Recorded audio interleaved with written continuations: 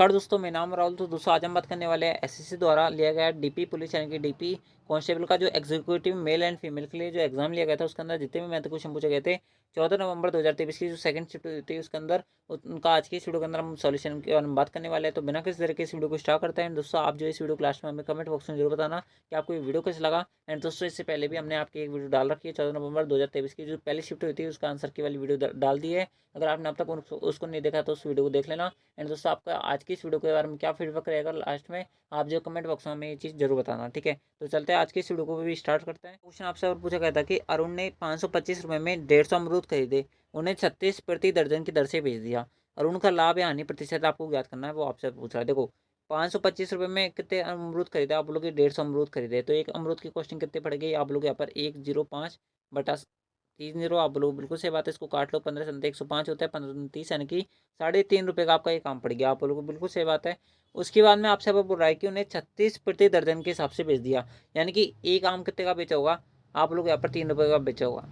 आप लोग बिल्कुल सही बात है। अगर 3.5 की चीज़ अगर आप 3 में बेचोगे तो कितना का लॉस होगा, आप बोलोगे ₹0.5 का लॉस होगा, ठीक है। कितने पर होगा आप बोलोगे 3.5 पर होगा, इंटू 100 कर लो बस, ठीक है। इसको काटोगे कितने बार कटेगा, 7 बार कटेगा। अगर 7 का भाग अगर मैं 140 के अंदर दूंगा, सॉरी 100 के अंदर दूंगा तो कितना आएगा आप लोग यहाँ पर 14 पॉइंट समथिंग आएगा। 14 से 98 होता है आप लोग बिल्कुल सही बात है। तो 14 पॉइंट समथिंग आएगा तो ये आपकी लॉस होगा, आपको प्रॉफिट किसी प्रकार से नहीं होगा। तो ऑप्शन जो 4 होगा वो करेक्ट होगा इस प्रकार से। आई होप आपको एक क्वेश्चन क्लियर हुआ होगा। चलते हैं अगले क्वेश्चन पर। अगला क्वेश्चन आपसे बोल रहा है कि प्रथम 5 भाज्य संख्या को औसत ज्ञात करो। देखो भाज्य संख्या कौन कौन सी होती है, जीरो नहीं होती आप लोग बिल्कुल सही बात है। पहली भी नहीं होती, दूसरी भी नहीं होती, तीसरी भी नहीं होती, चौथी होती है। उसके बाद में पाँचवीं नहीं होती, छठी होती है। उसके बाद में सातवीं नहीं होती, आठवीं होती है, नौवीं होती है, 10वीं होती है, ठीक है। तो ये आपकी 5 आबादी संख्या आ गई। आप बोलोगे बिल्कुल सही बात है। आपसे अगर पूछ रहा है कि इनका औसत यानी कि इनका एवरेज ज्ञात करो। 6 4 10 10 10 20 20 और 8 कितना हो गया 28, 28 प्लस 9 कितना होता है 37। 37 के अंदर अगर मैं 5 का भाग दूंगा, ठीक है। 37 के अंदर अगर मैं 5 का भाग दूंगा तो 5 7 35 होता है, 2 जीरो बचेगा, 5 चौके 20, 7.4 करेक्ट आंसर, ऑप्शन 4 करेक्ट है, ठीक है। आई होप आपको एक क्वेश्चन क्लियर हुआ होगा। विषम आवाजी वगैरह कुछ नहीं पूछ रहा, बस बाजी बोल रहा है तो हमने सॉल्व कर दिया इस क्वेश्चन को। अगला ABC जो है वो किसी काम को 8 10 12 दिन में पूरा कर सकता है। 8 दिन, 10 दिन, 12 दिन में कर सकता है। यदि वे एक साथ काम करे तो उस काम को कितने दिन में कंप्लीट करेंगे। इन सब का औसत कितना आएगा आप लोग यहाँ पर, इन सब का एलसीएम कितना आएगा आप लोग यहाँ पर 120 आएगा। ये कितने बार कटेगा 10 बार कटेगा, ये कितने बार कटेगा 12 बार कटेगा, और ये कितने बार कटेगा 15 बार कटेगा। आप लोगों को बिल्कुल सही बात है। आपसे अब बोल रहा है कि वे अगर सभी एक साथ काम करें तो उस काम को कितने दिन में कंप्लीट कर लेंगे। टोटल काम कितना करना है आप लोग 120 काम करना है। कितने के द्वारा करवाना, 15 प्लस 12 आप बोलोगे यहाँ पर 37, 27, 27 प्लस 10 37, 120 बटा 37, ठीक है। ये करेक्ट आंसर होगा। तो ऑप्शन जो पहला है वो करेक्ट है इस प्रकार से, ठीक है। अगला अगला क्वेश्चन आपसे अब बोल रहा है कि किसी देश की प्रारंभिक जनसंख्या 1,87,500 थी। यदि जन्म और मृत्यु दर क्रमशः 13% और 9% है तो 2 वर्ष बाद देश की जनसंख्या कितनी होगी, वो आपसे पूछ रहा था। किस प्रकार सॉल्व करोगे, देखो 13% ने जन्म दिया, मान लो कि आपके यहाँ पर 100 लोग रहते हैं। आप इस प्रकार से मानो अगर 13 आदमी नए यहाँ पर जन्म हो रहे हैं यानी कि डेली, ठीक है, और 9 मर रहे हैं तो इनडायरेक्टली कितने की वृद्धि हो रही है, एक दिन में आप बोलोगे 4 की वृद्धि होगी। आप बोलोगे बिल्कुल सही बात है। तो इस प्रकार से बस आपको सॉल्व करना है, उसको कुछ नहीं करना। देखो 1,87,500 पर, ठीक है, 4% की वृद्धि हो रही है एक साल में, तो 2 साल में कितनी वृद्धि होगी आप बोलोगे यहाँ पर 104 बटा 100 इंटू 104 बटे 100। बस इसको सॉल्व कर लो और आपका आंसर आ जाएगा। देखो 2 जीरो से 2 जीरो कट गया, आप लोग बिल्कुल सही बात है। आप इसको यहाँ पर काट सकते हो। आप यहाँ पर इसको कितने से काट लो, आप जो है यहाँ पर इसको 4 से काट लो। 4 दूनी के 8 होता है, 4 छक्के 24 होते हैं, 25 बार कटेगा। 25 से इसको काटोगे, 25 कम 25, 25 सत्ते 175 होता है। फिर 125 बचेगा तो 5 बार कटेगा। तो जो भी आंसर आएगा वो क्या आएगा, 75 इंटू 104 इंटू 26 आएगा। कितना आएगा, 75 इंटू 104 इंटू 26 आएगा। आप बोलोगे बिल्कुल सही बात है। देखो अब यहाँ पर सॉरी 13 लिख दिया मैंने यहाँ पर गलती से, यहाँ पर 26 आएगा। अब देखो ध्यान से देखोगे 26 के अंदर क्या छुपा दिख रहा है, आप बोलोगे यहाँ पर 13 छुपा दिख रहा है। मैं इसको पूरा सॉल्व नहीं करूँगा, जो भी आंसर होगा वो 13 का मल्टीपल होगा। बात करिए यहाँ पर मैं डायरेक्ट आंसर के बारे में बात करता हूँ। अगर 13 के अंदर बात करें तो 13 कम 13 होता है, उसके अंदर कितना बच जाएगा, 7 2 बच जाएगा। आप बोलोगे बिल्कुल सही बात है। 13 पंजे 65 होता है, फिर 7 8 बच जाएगा, 13 से 78 यानी कि पूरा पूरा मल्टीपल है। बाकी कोई सा भी ऑप्शन आपका 13 का मल्टीपल नहीं होगा, तो आप इसको चेक कर सकते हो। बाकी आपका आंसर ये आएगा, ठीक है। तो इस प्रकार से ऑप्शन जो थर्ड होगा वो करेक्ट आंसर होगा। चलते हैं आपके अगले क्वेश्चन पर कि 8.3 मीटर लंबे एक ऊर्ध्वाधर खंभे की जो छाया है वो 4.15 मीटर लंबी है।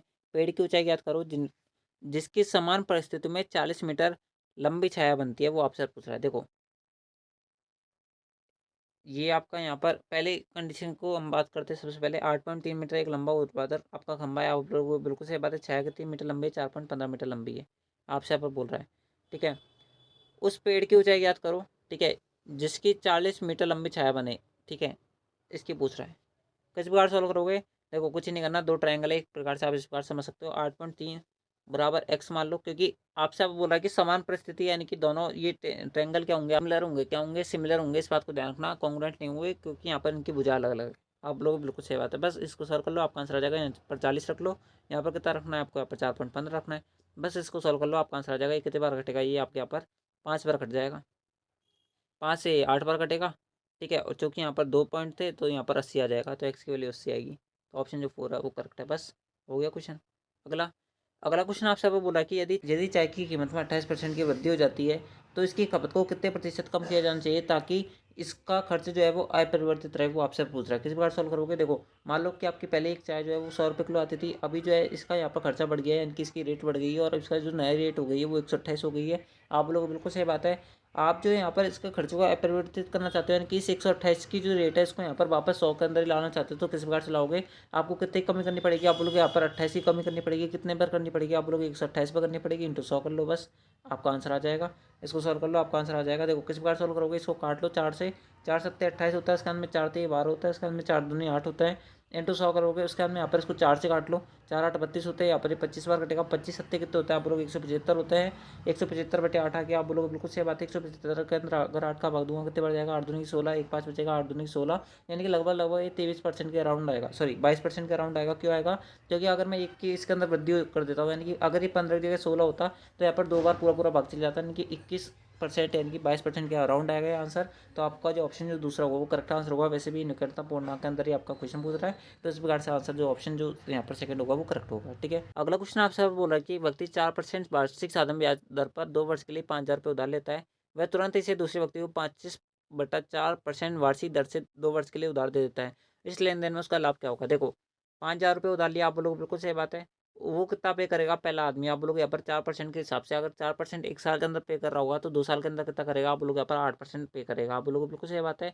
दूसरे व्यक्ति के लिए कहा जा रहा है कि वो 25/4% के हिसाब से दूसरे व्यक्ति को दे देता है, तो 2 साल के अंदर कितना ब्याज मिलेगा उसको मुआवजे, आप लोग यहाँ पर 25/2% मिलेगा। आप लोग बिल्कुल सही बात है।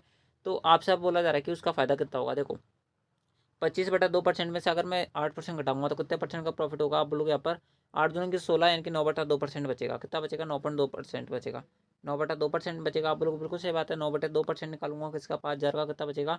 देखो 9/2% यानी कि 4.5% हो गया। कितना हो गया, 4.5% हो गया। आप लोग बिल्कुल सही बात है, 4.5%। परसेंट के लिए 100 का भाग देता हूँ, आप लोग बिल्कुल सही बात है। दो जीरो से 2 जीरो कट गया, 50 इंटू 4.5, 4.5 करूँगा तो कितना आएगा, आप लोग यहाँ पर 225 आएगा। तो ऑप्शन जो 4 होगा वो करेक्ट होगा इस प्रकार से। अगला 30 सेंटीमीटर व्यास वाले एक तांबे के ठोस गोले को 10 सेंटीमीटर व्यास वाले एक तार के रूप में खींचा जाता है, तो तार की लंबाई याद करो। देखो ठोस गोले का आयतन कितना होता है, आप लोग यहाँ पर 4/3 पाई आर क्यूब, पाई की जगह पाई रख दो, आर की वैल्यू कितनी आएगी, आप लोग यहाँ पर 15 आएगी, 15 का क्यूब यानी कि 15 क्यूब हो गया। आप लोग बिल्कुल सही बात है। बराबर में क्या रखना है यहाँ पर, तार क्या होता है, एक तरीके से बेलन होता है। बेलन का आयतन कितना होता है, आप लोग पाई आर स्क्वायर एच होता है। आर की वैल्यू कितनी आएगी, आप लोग यहाँ पर 5 आएगी, 5 का स्क्वायर कितना होगा, आप लोग 25 होगा। इंटू क्या बचेगा आपके पास यहाँ पर एच, एच यानी कि लेंथ हो गई उसकी। अब लोगों को बिल्कुल सही बात है, बस एच की वैल्यू निकाल लो, आपका आंसर आ जाएगा। पाई से पाई कट गया। ठीक है, अब देखो 15 को मैं यहाँ पर खोल देता हूँ थोड़ा सा, 15 × 15 × 15 लिख देता हूँ। आप लोगों को बिल्कुल सही बात है, बस इसको समझ लो। ये 5 बार कटेगा, 5 से 25 को काटूंगा, 5 बार कटेगा, यहाँ पर 3 बार कटेगा। तो एच की वैल्यू कितनी आ गई, 4 थी 12, 12 × 15 यानी कि 180 आ गई। एच की वैल्यू कितनी आ गई, 180 आ गई। एच की वैल्यू मेरे भाई 180 आ गई आपके पास। तो ऑप्शन जो 4 होगा वो करेक्ट होगा। अगला 24 17 और 9 की भुजा वाले एक त्रिभुज का क्षेत्रफल क्या होगा। देखो अगर ध्यान से देखोगे ये सारे ट्रिपलेट नहीं है, क्या है, एक भी ट्रिपलेट नहीं है। तो आपको क्या निकालना पड़ेगा, इसका हीरोन्स का फॉर्मूला लगाना पड़ेगा। यहाँ पर सबसे पहले क्या निकालना पड़ेगा, एस निकालना पड़ेगा। एस क्या होता है आपके पास यहाँ पर, +17 + 9 यानी कितना होगा, 24 और 9 कितना होता है, 33 होता है। 33 + 17 यानी कि 50 हो गए। 50 के अंदर 2 का भाग दूंगा तो 25 आ जाएगा। आप लोग बिल्कुल सही बात है।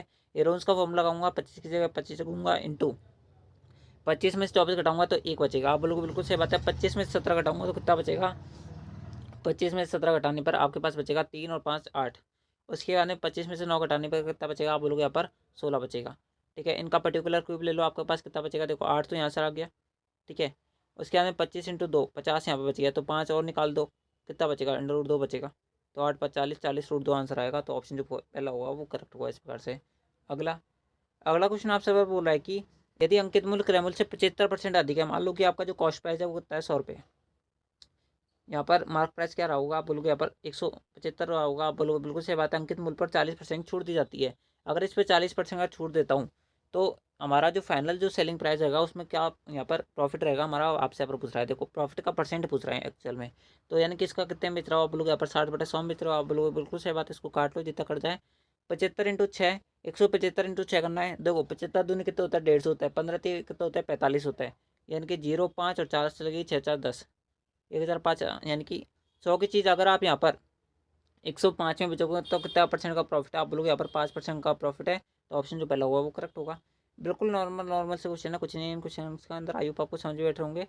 अगला, पाँचवीं अभाज्य संख्या और 100 से ठीक बाद वाली अभाज्य संख्या को गुणनफल ज्ञात करो। देखो पाँचवीं अभाज्य संख्या, ठीक है, पाँचवीं अभाज्य संख्या, पहली अभाज्य संख्या कौन सी होती है, आप बोलोगे यहाँ पर 2 होती है, दूसरी कौन सी होती है, 3 होती है, फिर कौन सी होती है, आप बोलोगे 5 होती है, उसके बाद में कौन सी होती है, 7 होती है, उसके बाद में कौन सी होती है, 11वीं। तो 11 क्या है, पहली अभाज्य संख्या है। आप बोलोगे बिल्कुल सही बात है। 100 के बाद ठीक बाद आने वाली अभाज्य संख्या कौन सी, आप बोलोगे यहाँ पर 101 है। कौन सी है, 101 है। अगर 101 इंटू क्या करूँगा, 11 करूँगा तो कितना आएगा, 1111 आएगा। ऑप्शन जो थर्ड होगा वो करेक्ट आंसर होगा। अगर आपने 11 भी फाइंड कर लिया था ना, तो 11 का भाग दे के भी आप ऑप्शन चेक कर सकते थे, आपका आंसर आ जाएगा, लेकिन नहीं आता क्योंकि पहला ऑप्शन भी सेटिस्फाई होता है आपका, ठीक है। इस कारण से तो आपको यहाँ पर दूसरी संख्या का भी पता होना चाहिए। अगला अगला आपको यहाँ पर ये क्वेश्चन रखे थे, इसका मान बताना था। देखो ध्यान से देखोगे, ऊपर क्या लिखा हुआ है, आप बोलोगे यहाँ पर ए क्यूब लिखा हुआ है, दूसरे ऊपर क्या लिखा हुआ है, बी क्यूब लिखा हुआ है। यहाँ पर ए स्क्वायर माइनस का ए बी प्लस का क्या लिखा हुआ है, बी स्क्वायर लिखा हुआ है। तो फाइनल वैल्यू क्या बचेगी, आप बोलोगे यहाँ पर ए प्लस बी बचेगी। तो ए प्लस बी 0.061, ठीक है। अगर मैं इसमें यहाँ पर 0.031 जोड़ूंगा तो कितना बचेगा, आप लोग यहाँ पर 2 9 0.0 ये बचेगा। ऑप्शन थर्ड करेक्ट है, ठीक है। अगला, यदि के स्क्वायर प्लस 3 और के क्यूब प्लस 5 अभाज्य संख्या है तो की वैल्यू याद करो। देखो सबसे बेस्ट रहेगा ऑप्शन से चूज करना, क्योंकि ऑप्शन से चूज करने में हमें आसानी होगी। सबसे पहले अभाज्य संख्या 2 सेटिस्फाई होती है, आप बोलोगे बिल्कुल सही बात है, तो ऑप्शन थर्ड तो वैसे भी आंसर नहीं होता, क्योंकि 4 जो होती है वो अभाज्य संख्या नहीं होती। पहली बात तो ये हो गई। दूसरी बात करें के का स्क्वायर, 2 का स्क्वायर कितना होता है, 4, 4 प्लस 3 कितना होता है, 7 अभाज्य संख्या होती है। 2 का क्यूब कितना होता है, 8, 8 5 13 अभाज्य संख्या होती है। ये आंसर सेटिस्फाई होगा, बाकी कोई सा भी आंसर सेटिस्फाई नहीं होगा। आप यहाँ पर चेक कर सकते हो, 3 का स्क्वायर रखोगे 9 होता है, 9 प्लस 3 कितना होता है, 12 होता है, जो कि अभाज्य संख्या होती है, तो इस प्रकार से आंसर नहीं होगा। बात करें 7 की, तो 7 का स्क्वायर कितना होता है, 49 होता है, 49 प्लस 3 52 हो जाते हैं, तो ये भी इस कारण से आंसर नहीं होगा। तो आपका ऑप्शन जो पहला हुआ वो करेक्ट होगा, ठीक है। अगला अगला क्वेश्चन आपको यहाँ पर स्टेटमेंट के हिसाब से दे रखा था, और आपको यहाँ पर पूछा जा रहा था कि पूरी यात्रा की औसत गति क्या है। देखो सबसे पहले ऑप्शन के अंदर दे रखा है 55 किलोमीटर प्रति घंटे की औसत गति से ट्रेन द्वारा 550 किलोमीटर। अगर मान लो कि आपकी गाड़ी है, अगर आप 550 किलोमीटर आपको कवर करने हैं और 55 किलोमीटर प्रति घंटे की आपकी रफ्तार है आपकी गाड़ी की, तो कितने घंटे में कवर कर लोगे, आप लोग यहाँ पर इसको हम कवर कर लेंगे करीबन करीबन 10 घंटे में। दूसरे ऑप्शन के हिसाब से देखेंगे तो इसको कितने देर में कवर कर लेंगे, आप बोलोगे यहाँ पर 9 घंटे में कवर कर लेंगे। उसके बाद में तीसरा ऑप्शन के हिसाब से देखोगे टाइम कितना लग रहा है, मैं टाइम बता रहा हूँ आप तो, ठीक है। तो टाइम कितना वो लगेगा, आप बोलोगे यहाँ पर 25/216 घंटे लगेंगे। और डी के हिसाब से कितना टाइम लगेगा, आप लोग यहाँ पर 55/35 यानी कि 11/7 कितना लगेगा, 11/7 लगेगा। आप लोगों को बिल्कुल सही बात है, ठीक है। आपसे अब बोला जा रहा है कि पूरी यात्रा के दौरान औसत गति क्या होगी। औसत गति क्या होती है, total distance upon total time होता है। आप लोगों को बिल्कुल सही बात है, डिस्टेंस कितनी है आपकी टोटल, आप लोग यहाँ पर 550, ठीक है, प्लस 4500 कितने हो गए, आप बोलोगे यहाँ पर 5050 हो गया। आप बोलोगे बिल्कुल सही बात है, 5050 के अंदर अगर मैं यहाँ पर 455 जोड़ूंगा तो कितना आएगा, 5 5 5 10, यहाँ पर आ गया 5505 आ गया। आप बोलोगे बिल्कुल सही बात है, टोटल डिस्टेंस आ गई। टोटल टाइम कितना लग रहा है, 10 + 9 + 16, 16 9 कितना होता है, 25 होता है, 25 10 कितना होता है, 35 होता है, 35 + 11/7, ठीक है, 35 + 11/7 हो गया, कितना हो गया, 5505/35 + 11/7, ठीक है, ये आ गया। आप लोगों को बिल्कुल सही बात है, ये अगर मैं एलसीएम लूँगा तो ये 7 यहाँ पर इंटू हो जाएगा और ऊपर आंसर आ जाएगा। आप लोगों को बिल्कुल सही बात है। अब देखो जो भी आंसर आएगा, आप देखो मैं पूरा सॉल्व नहीं करूँगा बिल्कुल भी। अगर मैं इसको इस इक्वेशन को सॉल्व नहीं करूँगा, अगर 7 × 5 करूँगा तो यूनिट डिजिट कितना बन रहा है, आप बोलोगे 5 बन रहा है। बात करें ऑप्शन की, तो बात ऑप्शन पहले के अंदर यूनिट डिजिट सेटिस्फाई नहीं होगा पूर्ण रूप से, तो आपका आंसर आने से रहा, सबसे बात है, तो ये तो ऑप्शन आराम से कट गए। बात करें दूसरे ऑप्शन की, 5 × 1 करूँगा तो 5 आएगा, और 5 और 4 कितने होते हैं, 9 होते हैं, तो ये आंसर सेटिस्फाई नहीं करवाएगा। बात करें यहाँ पर ऑप्शन थर्ड की, ऑप्शन फोर्थ की, ठीक है। अगर मैं 6 इंटू जीरो करूँगा तो जीरो आएगा, और जीरो के अंदर अगर मैं 5 जोड़ूंगा तो 5 डिजिट मेरा यहाँ पर सेटिस्फाई हो रहा है, तो ऑप्शन जो 4 होगा वो करेक्ट होगा। मुझे कुछ भी करने की, पूरा सोल्यूशन करने की कतई भी यहाँ पर जरूरत नहीं है। आई होप आपको क्लियर हुआ होगा। ठीक है, चलते हैं आपके अगले क्वेश्चन पर। लास्ट एंड फाइनल क्वेश्चन आपका जो बचा हुआ है वो आपको दिख रहा होगा। आपसे यहाँ पर बोला जा रहा है कि यदि राम के धन में, ठीक है, यदि राम के धन में धन का 45% सोहन के धन का 50% जुड़ जाता है। ठीक है, राम के धन का 45% के अंदर अगर धन यहाँ पर सोहन के धन का 50% जोड़ा जाता है, ठीक है, तो कुल राशि सोहन के धन की 86% हो जाती है, यानी कि ये 86 के बराबर हो जाता है, यह बोल रहा है। तो सोहन के पास राम के धन का कितना परसेंट है वो आपसे पूछ रहा है। देखो ध्यान से देखोगे, इसको यहाँ पर ऐसे रहने दो। सोहन को अगर मैं घटाऊंगा तो कितना बचेगा, आप बोलोगे यहाँ पर 36/100 बचेगा। ठीक है, बराबर एस इंटू कितना बचेगा, 36/100 बचेगा। इसको काट लो, 2 जीरो से 2 जीरो कट गया, 9×5 = 45 होता है, 9×4 = 36 होता है। राम बटा सोहन की वैल्यू कितने आएगी, आप बोलोगे यहाँ पर 4/5 आएगी। यानी कि अगर सोहन के पास 5 रुपये तो राम के पास कितने रुपये है, 4 रुपये। ठीक है, आप लोगों बिल्कुल सही बात है ना।